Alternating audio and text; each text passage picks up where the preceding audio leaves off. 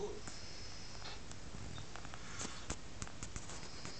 あ、本当のミルクティー。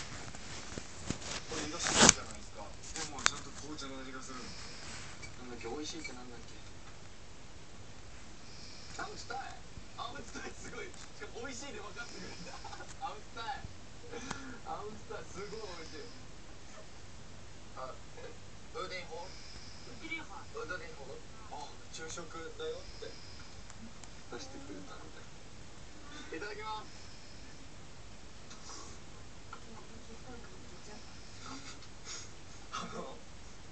マジでお店で食ったやつよりうまいんですけど、めちゃめちゃうまい。おいしい。何？おお。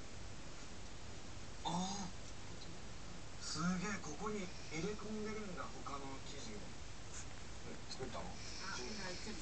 ミシンで。はあ、ミシンで全部手作りだそうです。